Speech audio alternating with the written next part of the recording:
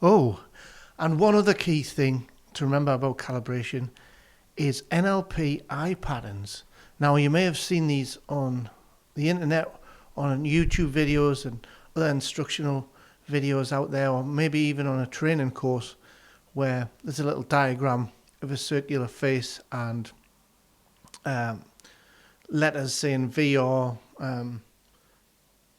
AC and things like this, and little lines going off around the head. And that's to give us an idea of what we're actually calibrating when we're looking at people's eyes. So eyes are a great indicator of what kind of mood and sensations a person is going through. So a person's eyes may move up to the left, they may move up to the right, they may move down to the right, left, right, all over the place. So I'm going to make it as simple as possible for you. Because this is a micro NLP course, we may not cover all of the details in it, but we will cover the important details about NLP eye patterns.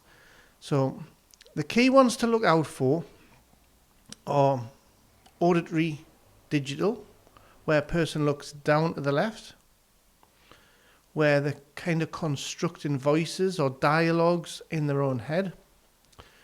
Another one is visual recall. I remember that time. And another one is the kinesthetic, often when a person looks down to the right. Now these are like the three key ones. And audio recall, I'll stick an extra one on there. So that's look to the left, and central there, if you look to the left, it's when a person is remembering something that they've heard. So kinesthetic is looking down to the right. Now, I've been studying this for quite a while now, and I've been looking at the differences, and I've noticed that generally when people look down to the right, they're accessing some bad or uncomfortable feelings. Now, this is just a generalization, and eye patterns, in fact, are generalizations that we look for, and we test them out and try to validate them to understand what a person is going through. Because in some parts of the world, some cultures, these eye patterns are different.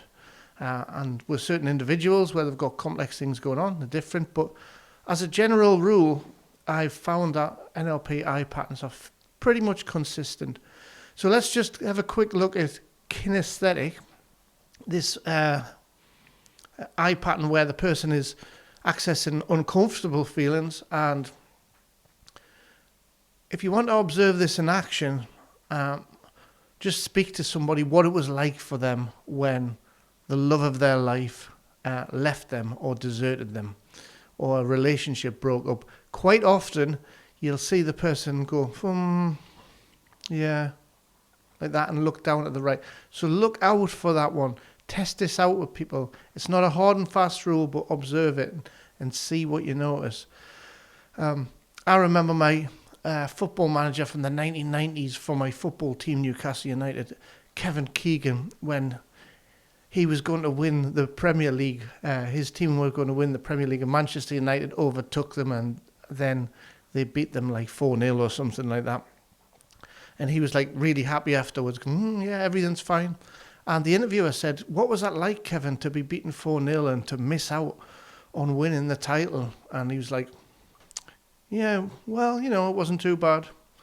So there's a kind of incongruity there going on where the person's saying it's not too bad, but they're accessing those uncomfortable feelings. So visual recall, you'll see this a lot when people are accessing these visual pictures, visual memories in the mind.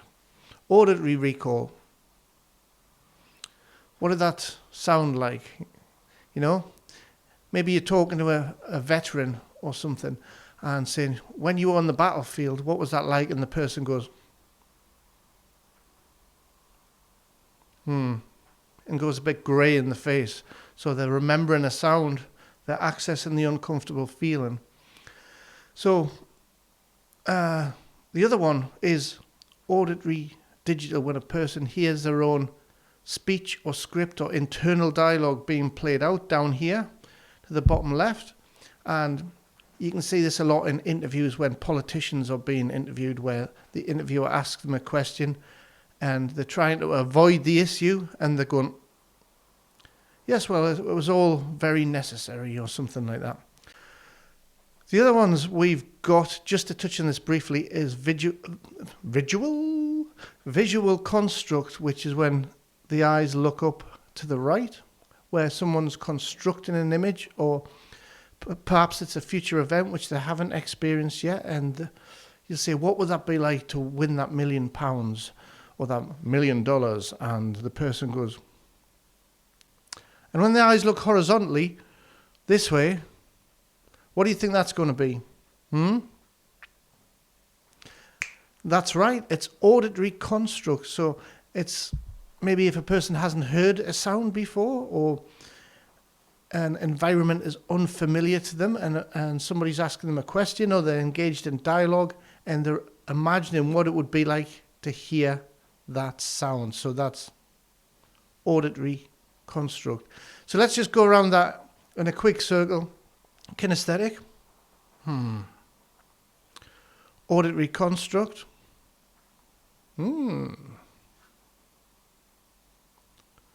visual construct, visual recall, audio recall, and auditory digital. So those are the NLP eye patterns. If you go and test them out in the field and observe these in action, you'll notice that there's some which are like the 3 key consistents. So kinesthetic, visual recall, auditory recall, you'll see these being played out all the time. And it's your job to test that what that person's doing with their eyes is actually matching their internal experience. So just to summarize what we've learned on NLP eye patterns for calibration purposes, is we've done the full circle of what those eye accessing cues mean. We've identified the 3 key NLP eye patterns which we see fairly consistently. Those kind of things. And just to summarize, really, this is for calibration purposes, so that you can determine what's going on with the person in their internal experience and test this out and validate it. Also, as a little add-on, these eye patterns, they're not just a hard and fast map. You will see other things as well, where you're talking to a person, then they just look straight on and just go, where either they're not experiencing something, or maybe they're accessing multiple things, multiple sensations and representational systems at the same time within their sensory map. And you may see this a lot, where a person just looks up inside of their head like this. Like it's almost like sometimes they're doing a scan, trying to access information, looking left to right. Sometimes they're just looking up and trying to access some kind of higher power, some kind of higher resource, or some lost information.